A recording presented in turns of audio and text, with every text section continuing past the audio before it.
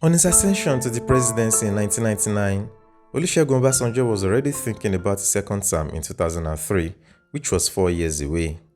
He was also concerned about the increasing ethnic and tribal fractures in Nigerian politics. To Obasanjo, the Nigerian Armed Forces was very important for his tenure, and of course, the supply of crude oil to the international markets, particularly to the United States of America. Since the First Republic, ethnic divisions have defined the Nigerian political sphere, and there is a constant struggle for power and control over the nation's oil wealth. President Obasanjo then took a very important decision that would save Nigeria's democracy in 1999.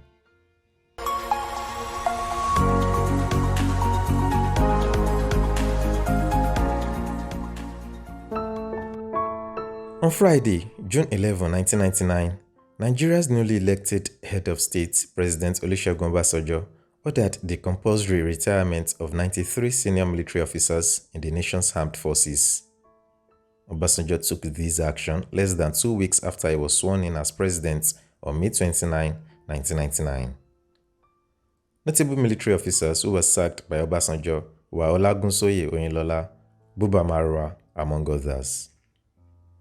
Many of Obasanjo's antagonists have argued that the president was on a revenge mission to nullify his opponents, especially the Northerners who were a majority in the Nigerian Armed Forces. On the other side, the president was said to have taken the action in order to preempt his opponents, as the loyalty of the military to the president was vital to the new government of Obasanjo. Among the about 250 ethnic groups in Nigeria, only 3 groups, the Hausa Fulani in the north, the Igbo people in the southeast, and the Yoruba in the southwest, take a chunk of the nation's population. Nigeria has had a history of its own military coup d'etat since its first in January 1966, and Obasanjo would have wanted to stem that by flushing out the bad eggs in the nation's armed forces. However, the real reason President Obasanjo sacked these officers was not known until 18 years later in 2017, while celebrating his 80th birthday in Abuja. Obasanjo remarked that the military he met then as president would have created more problems for the country, and the democracy that ushered in the Fourth Republic would not have lasted to produce more presidents after him. What Obasanjo was literally saying was that leaving this set of officers in office would have resulted in another military coup, thereby truncating the nation's young democracy. To Obasanjo, a coup is a treason only punishable by death if it fails. Nevertheless, it puts the plotter and his cronies in the State House if successful.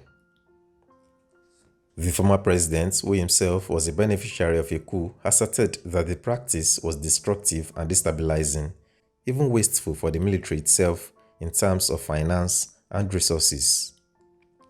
A military coup, according to Obasanjo, would undermine the institution in terms of discipline, good order, and military conduct. So, when Obasanjo assumed office as president, he asked the military to submit the list of every officer who had either participated in a coup or benefited from it through appointments to political offices as ministers or governors. Oblivious of what the list was meant for, the military acceded to Obasanjo's request and quickly submitted the names, 93 in all. Immediately, all the officers were given a 6-hour notice of retirement on a Friday with a presidential order of not spending the night in a uniform or in barracks, or else they would face the consequences. On Monday, June 14, 1999, the Service Council then met to ratify the retirement of the affected officers. To Obasanjo, an officer out of his uniform and the barracks is without power and influence, like a fish out of its water. The president then went ahead to appoint Lieutenant General Victor Malu as head of the army, Vice Admiral Victor Umbu as head of the Navy, and Air Marshal Isaac Alpha as head of the Air Force. Thus, Obasanjo's action as commander-in-chief ensured the military's loyalty to the federal government and the survival of democracy in the country, even to this day.